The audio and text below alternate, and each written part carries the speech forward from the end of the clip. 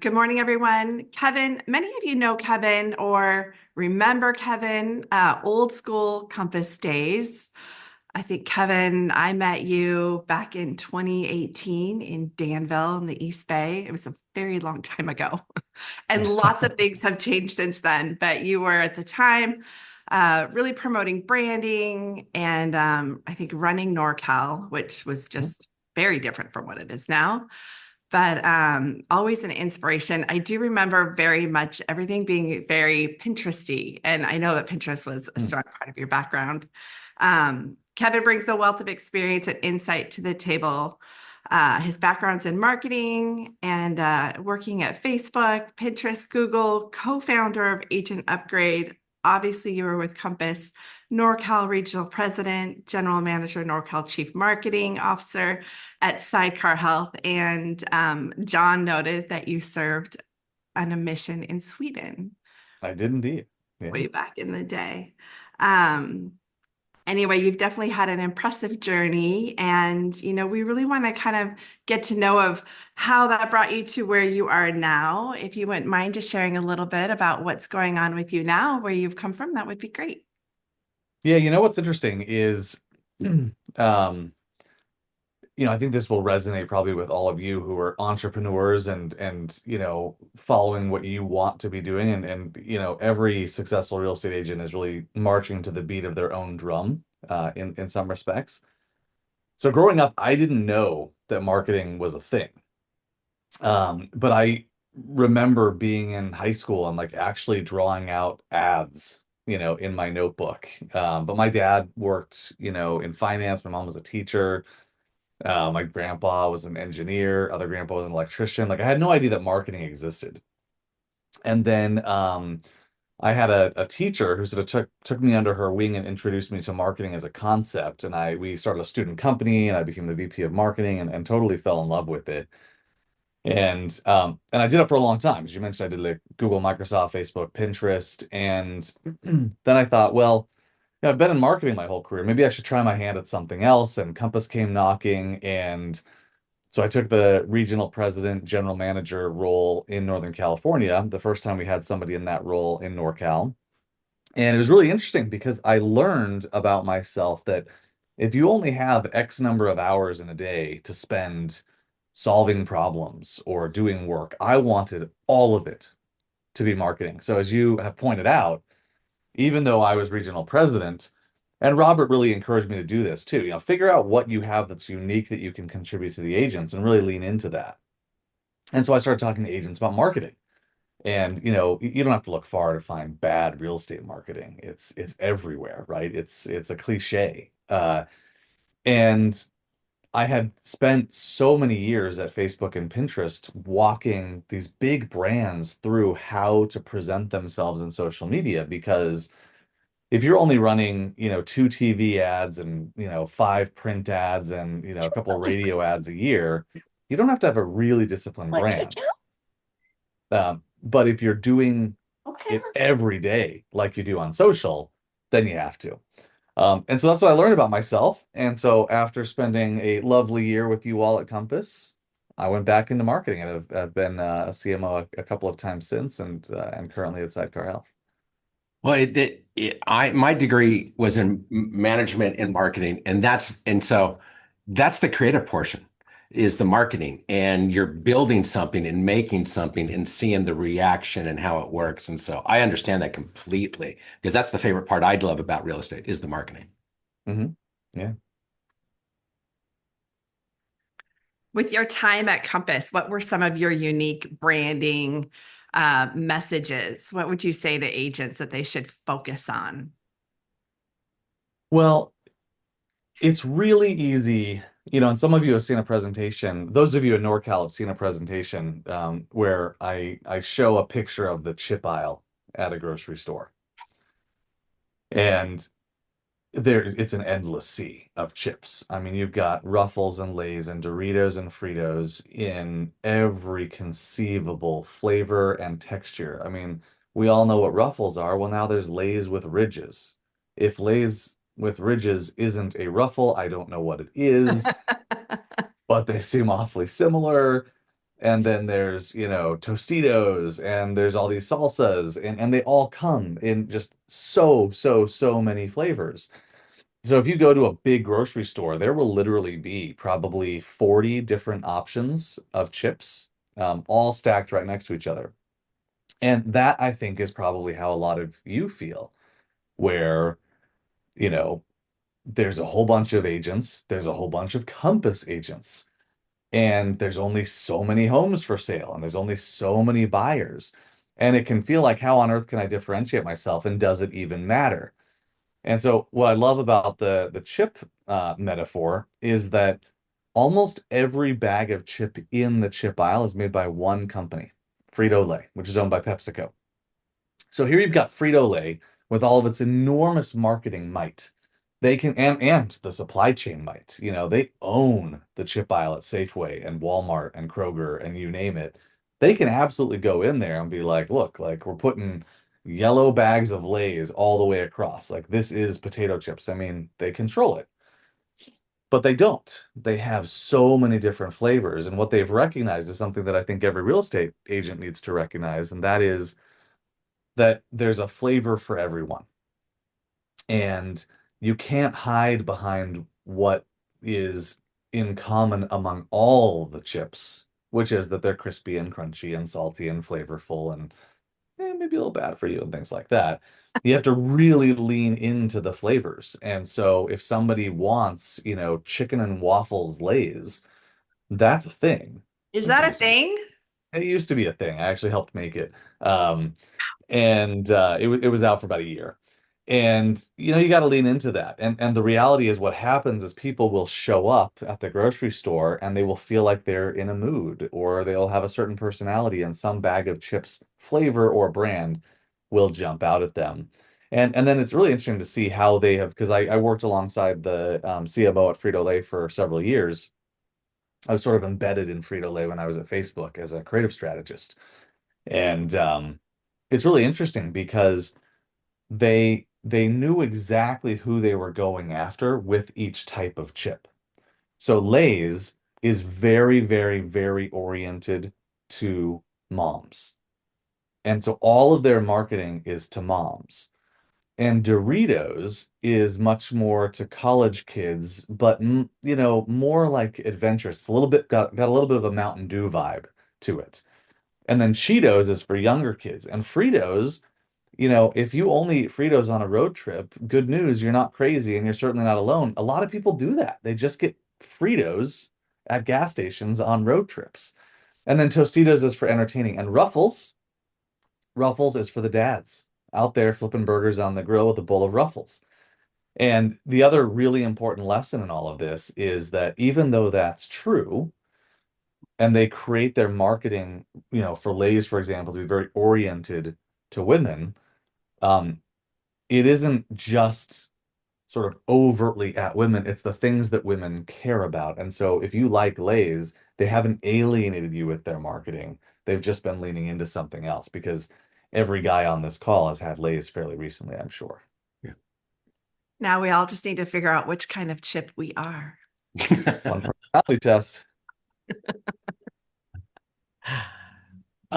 Kevin, what trends do you see in branding and marketing that you think that are coming out that we should pay attention to and maybe kind of incorporate a little bit into what we're doing for our branding? Well, the most important thing, that's not a trend, but and I can share some observations on those too. But the biggest thing that I see needs to be done and is so hard to do is consistency. So you probably saw the news yesterday that OpenAI has acquired Johnny Ive's company. And this is something that Johnny Ive, people talk about how Steve Jobs was so consistent and rigid.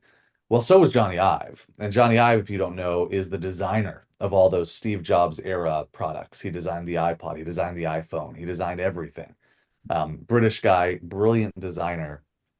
And he's just unrelenting. And one of the things, for example, there's a somewhat well-known feud that was going on inside Apple, where Johnny Ive was responsible for hardware design.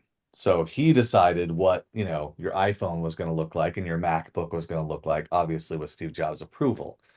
But there was another group that was doing the software, and so that's Safari and Apple Maps and the Notes app and the Calendar app. And this was the source of a lot of internal debate and tension at Apple over a principle called skeuomorphism. And skeuomorphism means you take something that is digital and make it look like its analog counterpart, even though there's no practical reason to do so. So if you have an iPhone and you look at it and you go to, for example, the Notes app looks like a notepad. But why? It doesn't need lines because you're not trying to stay in, the rows of text. It doesn't need to have that yellow top because it's not a legal pad. And so this was a fight that Johnny Ive lost. And it's something that to this day, Apple does not have that strength in software, that reputation in software that they have in hardware. And I think one of the reasons you can point to that is the inconsistency. So the best brands are incredibly, incredibly, incredibly consistent. And so many brands are not. They make ads that don't look the same. They don't feel the same. It feels like it could potentially be two different companies. I mean, even Target, which is known as a very, very strong brand, has failed to deliver that brand experience inside the store. So depending on where you live, I see folks from all over the country. Um, Tanya's Target out in Danville probably looks like a Danville in Minnesota where Target is headquartered. Probably looks, pretty good. Same with, Shannon's in San Diego. But Mavis and we have a Target that, looks like it has survived a recent conflict and is still a conflict zone with like guards everywhere and everything's locked down. You can't get anything and nothing's on the shelves. And so it just goes to show, even for a company like Target, it is very, very, very challenging to deliver that consistent experience time and again. But this is one of the things I love about working with real estate agents. You're founders of your own business. And so your brand isn't something that you make up. It's something that you need to identify and define. But ultimately, what you're trying to do is just put pen to paper on your personality. And you're truly trying to do what your mom said in high school and just be yourself. Now, it can be hard to do that if you don't codify it and say, this is how I want to show up. But even if you aren't codifying it, you're doing it day in and day out. And so one of my favorite questions to ask real estate agents, because the answer is always so telling, is what car do you drive? And if you were going to get a new car tomorrow, what would you get? Because agents are smart enough to know that when they pull up to meet with a potential client, the car they drive says a lot about them. And I'm not talking just, as simple as are you successful or not? I'm talking, do you drive a car that is, European? Is it an SUV? Are you trying to project like, hey, I'm a mom just like you, and I've got kids, and I raised them in this neighborhood, and I know what it's like to be in this neighborhood? Is it a sports car? And so that's the number one, it's not a trend, but it's the most important thing in marketing, is to be consistent. I love that. Be who you are. We have all heard that. Be yourself. But growing up, you are influenced. How do you figure out who yourself is when you're influenced by everybody else around you? Even cars, right? You're influenced by what other people are driving. And it's something that I've personally struggled with for a very long Yeah. time. I've shared that openly, that branding was always something that was just felt like it was just out of reach. It took me a long time to figure out that just be Yeah. who you are. I was actually thinking about this really recently. I saw the news that Skechers had just been bought for like $6 or $8 billion, which surprised me. And I can remember I was 21, no, 23 years old, I think I was, and I was about to go backpacking through Europe by myself for 9 weeks. And so I knew I needed a good walking shoe. And I was like at the mall, which you did back then, looking at shoes. And there were these Skechers shoes that looked like they'd work really well for my needs, but I didn't know if I could pull them off. And so I called my friend who's very fashion oriented. His mom always had like cute new clothes, and her kids were always well dressed. And now, this 24-year-old or 23-year-old Justin, I call him up. I'm like, hey man, can I pull off Skechers? And he's like, for a backpacking trip by yourself, probably No shouldn't. one's going to see you. No one's gonna see you. Like, just crop your feet out of all the pictures, whatever. I got them. They were great. I put, a bajillion steps on them over 9 weeks and 21 countries or something. Um, but I was reflecting on this recently because, when I see him now, he still sort of dresses that way, that he used to. And I have a much more sort of ownable sense of style now, where I'm like, I'm secure in it. I will decide what I can pull off. I don't care if anybody else thinks I can pull it off. And it probably took me, leaving Utah and, branching out, and I went to grad school at MIT and probably, came into my own a little bit there. Um, but the point is, yeah, it's so easy to get sucked into, is this okay? Is this how realtors market themselves? Like, I see, Mavis and Namita are doing this. Do I need to be doing that too? Like, am I off base here? And the reality is, no, you wouldn't be on this call if you were off base because it takes a certain degree of discipline, as especially us West Coasters know, to be on this call. And you wouldn't have that degree of discipline and not have attained some degree of success in your career. So the question now is like, okay, well, how do I figure out, if the goal here is to be true to myself and accurately represent my brand in my marketing strategy and in the market, how do I do that? And and that's a really, really fun exercise. And when I was doing this at Compass, one of the things that I would do is I would, build this thing called a brand key, which is a circle and it's divided up into four parts. And the top part, the top left is, who's your audience? And you got to think about who your audience is. And so, um, Of course, as well, realtors, we think everybody should be our you audience. think everybody, and that's where, like, here's a good example. Let me walk through. So to orient you, just imagine the circle here. The top left quadrant is your audience, and you just want to put pen to paper, like, who's my audience? And there is this temptation to say, well, anybody who lives in the following zip codes is my audience. And while that may be true in practice, you can't speak to everyone at once. And so you need to look at, my favorite way of framing the question is, if I could clone my favorite clients, how would I describe them? If I could spend all my time such that I was so busy I literally could not take on more clients, what would I want to be true about them? Do I love working with first-time home buyers? Do I love working with, families who are moving from the city into the suburbs? And that's a big transition, but I did it 30 years ago and I can help them do it and I get fulfillment in that. Am I, helping people to downsize and, their kids have all grown up and it's a scary time for them to, downsize the family home. But, I am empathetic and I love architecture and I know how important these walls are and I can connect with people on that, whatever. Then you've got your values, and you'll notice what I just talked about were values. My values are an appreciation for architecture, or my value is I raised my kids in Danville, even though I used to live in San Francisco when I was young, or whatever. Um, so you go through your values, and then you've got your style. That's how do you dress up, when you're meeting a client for the first time? How about for the 10th time when like you're like, really, are we doing this again? 11 Sundays in a row and they still haven't picked a house. How do you show up then? Um, and then finally, you've got to distill it all down to your essence. What is that one feeling that you want people to come away from every interaction with you with? And to illustrate this, my favorite example is cars, because I'm a car guy. So if you look at Volvo, for example, top left corner audience, Volvo's audience is obviously families. And you can get more specific about it. It's, upper middle class families. They've got some disposable income. And, they also have a lot of gear. They've got activities they're constantly doing. They need a big back, sort of hatchback or station wagon to fit the golden retriever and the soccer balls in. And then the values are obviously safety, but practicality, Swedish style. So it has style, but it's not over the top style. It's not opulence at all, the way that a Mercedes might be.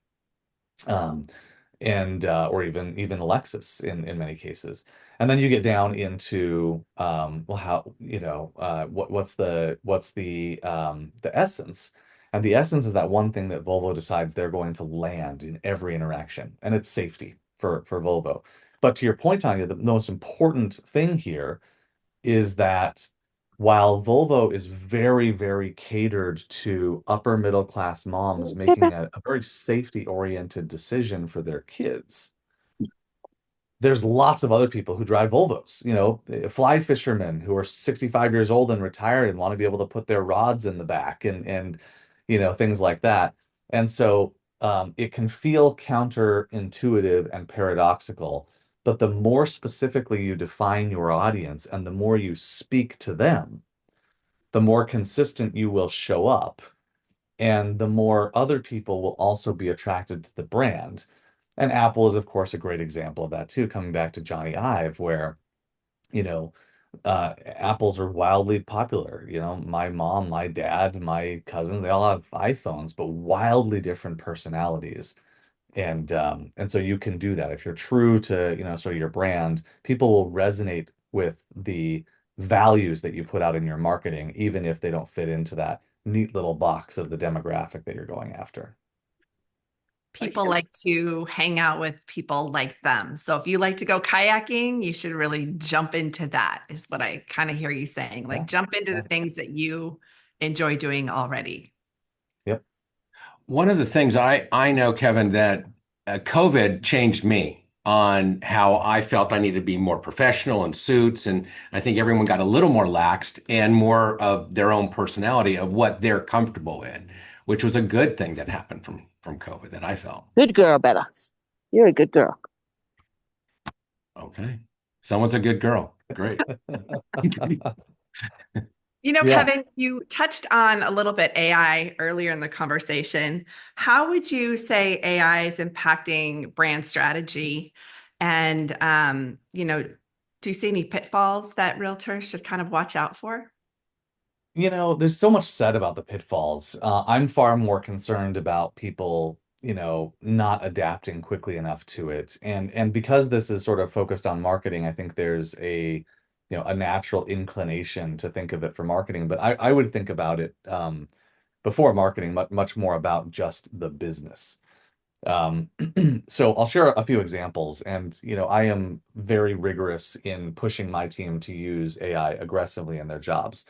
So here's what I would say. The first thing is ask whatever your preferred um, AI tool, LLM, ChatGPT, Claude, Gemini, whatever. Ask it to interview you. I use ChatGPT, and ChatGPT is great at this. They even have a video mode in the app. It only works on the app, not on the desktop, but it's a conversation. And you can give it a prompt like this. Interview me so that you can really come to understand the things that matter about me. And it will ask you follow-up questions, and it will take the information and it will keep following up until it'll eventually say, after 10 minutes or so, okay, I have a pretty good sense for who you are. Um, and then one thing I would ask it next is, well, as you know, I'm a real estate agent. What are some ways that I can use AI to be a better real estate agent? And it'll give you ideas for tools that will save you time and, tools that will, help you write. I mean, it is great. Copywriting is very hard in real estate, and listing descriptions suck. They're all so generic. And so one of the things that I challenge agents to do is try to infuse a little bit of your personality into your listing descriptions as well. That could be the listing that you have, right? They're your clients and you're selling. Or it could be you go on broker's tour and you're posting about a listing on Instagram and you need to describe it, in the copy on Instagram for your audience. And what strikes me is that if you read the descriptions online, including on Instagram, they all sound the same no matter who the agent is. But if I were to tour a home with you, I would absolutely have a different experience depending on which agent I go with. Some agents would be really pointing out, you know, the architectural details. Some would be pointing out the quality of the materials and the craftsmanship because they just can't help it. Some would be talking about the neighborhood and the community. Others would be talking about what it would be like to raise kids here. If it's someone whose kids are grown, and I've got a couple of little toddlers, they might be talking about like, oh yeah, I might worry a little bit about these stairs, or this would be a great place to play hide and seek.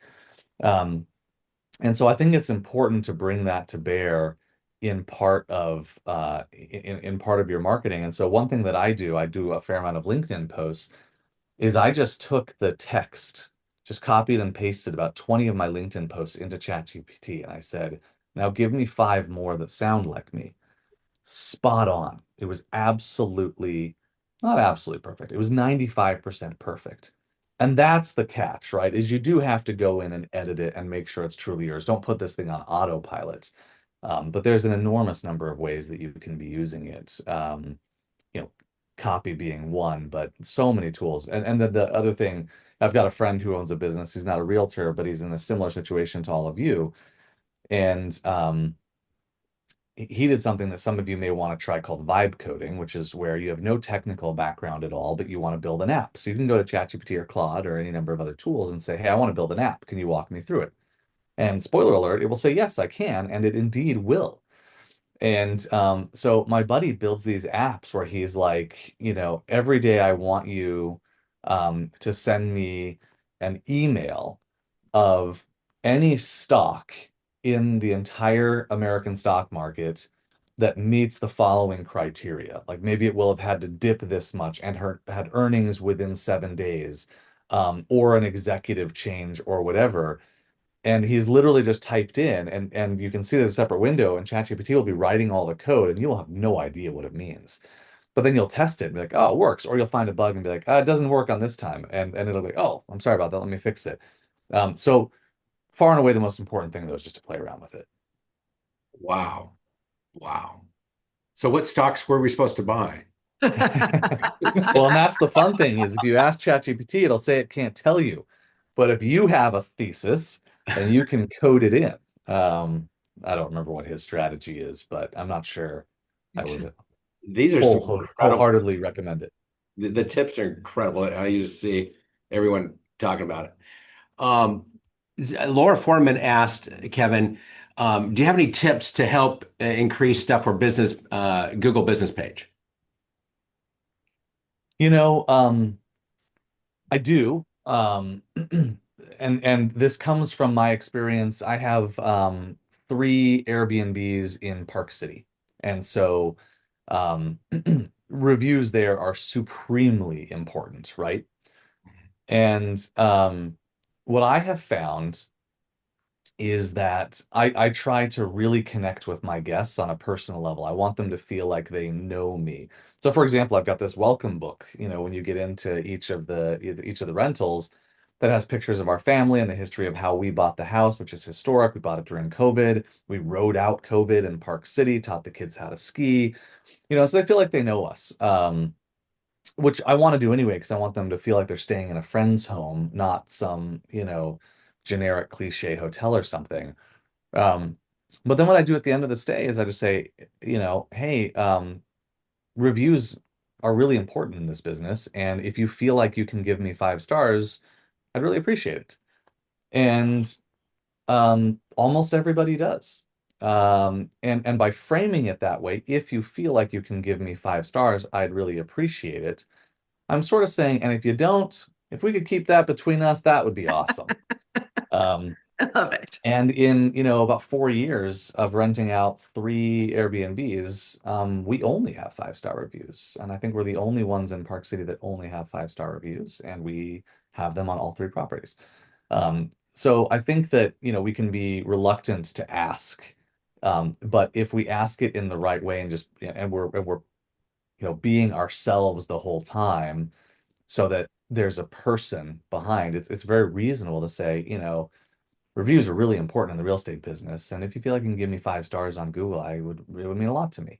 Yeah. And you'll see that they'll do it. Thank you. It's great. I kind of want to roll into a little more personal. If you could give your younger self a piece of advice that would have helped you along the way, what do you think that would have been? Mm. I think it would have been do things that you will learn.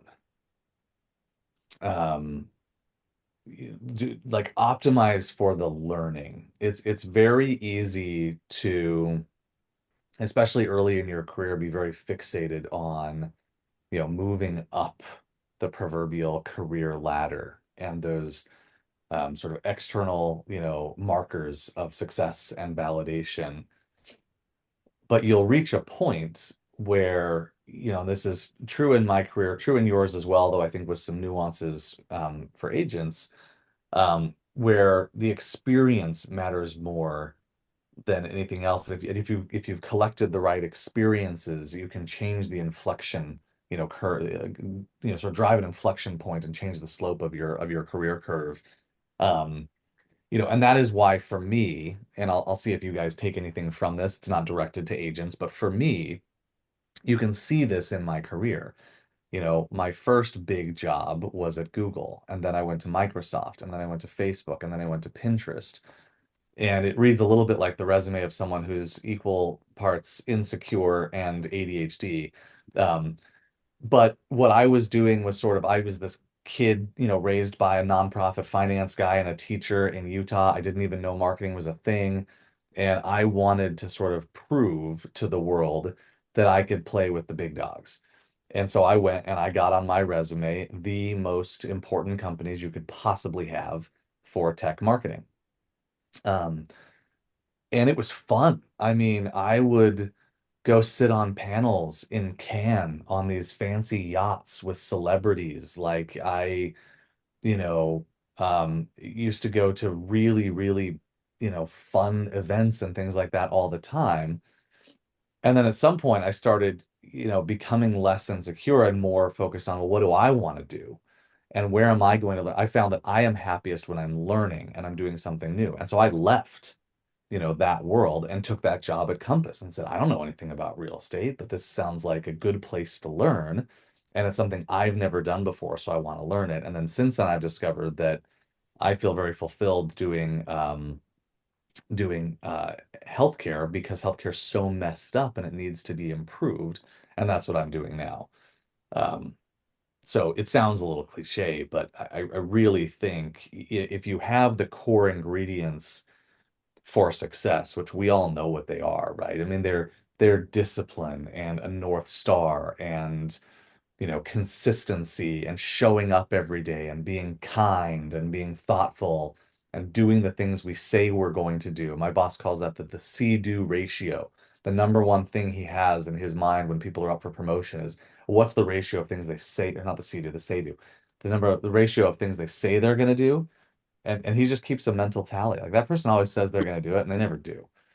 Um, if you have those things and you focus on the stuff that you enjoy, I think the success will come. Kevin, what keeps you grounded and inspired in your life?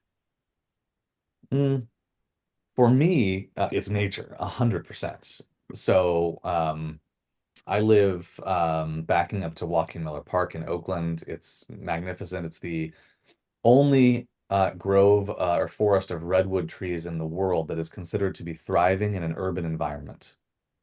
And so it's absolutely magical.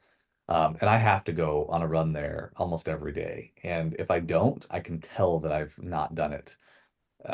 It's almost like for my soul, the feeling of being thirsty or hungry, like where something's not right, and then you just get that gulp of water and like, oh, this is great. I've just got to be out in nature. And everyone has, I think, for them what that is that grounds them, and you got to figure it out. And look, work is stressful, life is stressful. I've got three relatively young kids, ages 9 to 14. We're right in the thick of it. And and it's one of the things that I've talked to my wife about is look, you know we have sort of crafted our morning routine such that with rare exception nothing gets in the way of dad's run, because we know that I can't be the best dad and husband that I want to be if I haven't had that run through the forest. Mm. And so she's willing to take on more of like the morning routine and like helping with lunches and breakfast and get the kids out the door so I can have that. And then of course she has her things that she does too, which is yoga. And she took me twice and it's terrible. I can't bend. Thank you. Well, Kevin, we're kind of starting to wind down. We want to be cognizant of your time. And we typically do kind of a rapid fire set of questions at the end. Okay, Uh, fun. just, no wrong answers, but we're all kind of interested to see. Um, if you had do you have a podcast or a book or a movie that you go to time and time again that's a favorite, kind of gives you that feel good moment that you need? It's probably not, um, it probably says something weird about me, but like my comfort movie, my wife says The Sound of Music. And if she's like had a rough day, like she just wants to watch The Sound of Music. And it's like wrapping herself in a warm blanket. For me, it's the Bourne trilogy, Bourne Oh, Identity. yes. I just love it. And so whenever my wife's out of town, I'm just like, back to those Bourne movies or something like that, I was going to which say movie or book. yeah, yeah. The movies, I Ever read haven't the read the book, books? but the books, if you could see on my shelf behind me, Yeah. I have probably 30 Louis L'Amours here. So a good Western, I mean, it is like the romance novel equivalent of, of I was literature. so into Louis L'Amour growing up. Good. Yeah. It's so good. And it's funny because like I, made the mistake of reading the Wikipedia article, which is full of like criticisms. Ronald Reagan should not have given him the Presidential Medal of Freedom because all he does is follow the same formula in every book. And I'm like, ah, darn it. I guess it is the same formula in every book, but I still like it. It's We the, won't tell anyone. We won't ruin it. Hallmark Awesome. movies has the same format and it's the Yes. same damn thing and they Yeah. love it. It's so popular. Yes. Yep. I've never watched a Hallmark movie is my claim to fame. My parents have watched every one. Yeah. My wife, totally into it. Oh, it's great. If you could either go back in time or somewhere in the future, where would you go and why? Oh gosh, I think about this all the time and I can't remember what my answer is. I mean, honestly, for me, um, it's probably it's the past for me for sure. I could see that. You feel like a little historian to me. yeah, like and so for me it would be and I say this with a little bit of hesitation because it was very dangerous, but the Wild West for sure. I would love that. But also, I think sort of the birth of America, right? If I could keep myself safe from like the street gangs and stuff, like seeing, the actual alchemy taking place in like the late 1800s as everyone was sort of flooding in from all over the world into New York City, and it sort of came into its own as it's not New Amsterdam, in fact it's barely even Dutch anymore. And everything was happening, and everyone was moving from overseas, and then a lot of people moving from the South, post-slavery, moving up and seeking freedom in the North. And just, I think that would be awesome too. Definitely interesting times. All right, these are a little more easy. What is your go-to, beach house or mountain house? Oh, mountain. Uh, 100%. 100%. that would have been my guess, but then you live here in California now, so I thought, Well, but I'm spoiled. I spend, 9 months of the year here. I'm looking at the bay right now out my window, not the ocean, but it's, an estuary. And then I'm in the mountains 3 months of the year. And I think when my kids are grown, I'll be 50-50. I do love them both, but for me, um, I take the air in the mountains over the, sound of the waves, even though both are incredible. yeah, yeah. Grounding, definitely, either way. Yep. Yep. Do you have a favorite ice cream? Oh, all of it. So That if it's really, truly, was the best truly, answer we've had, I have to That say. is, that is, that is. um, look, Latter-day Saints are famous for their affinity for ice cream. It turns out if you don't drink, you need to fill that void with some other vice. And we as a community have made it ice cream. But it's funny because there's this idea like plain vanilla. But vanilla is actually a very exotic spice that is incredibly hard to come by, and there's wide range in quality. And so if I go to like a truly fantastic ice cream place where they are crafting this stuff, vanilla. And I think part of the reason for that is, you can't mask the quality with like a bunch of Oreos or mint or something else or brownies. And I love the texture of good creamy ice cream.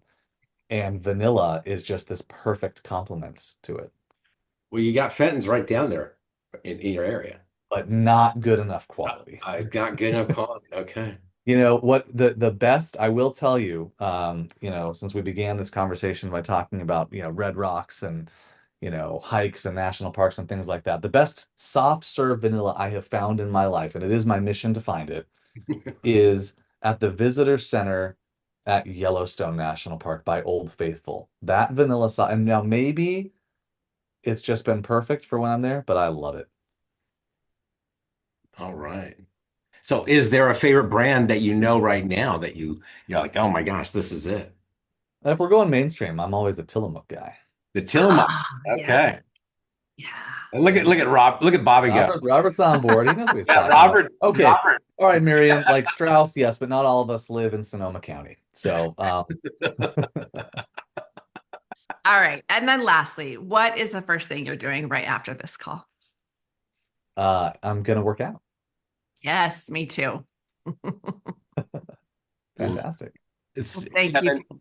thank you so much for your time. So appreciate it. So good to see you. It's been, 10 years. a while. And I took notes. Like there was great things here. There's a So I lot just of wanna notes. say thank you. This was No, great. your tips. We've got a lot of tips. Thank you. I'm gonna go back and listen to this one again.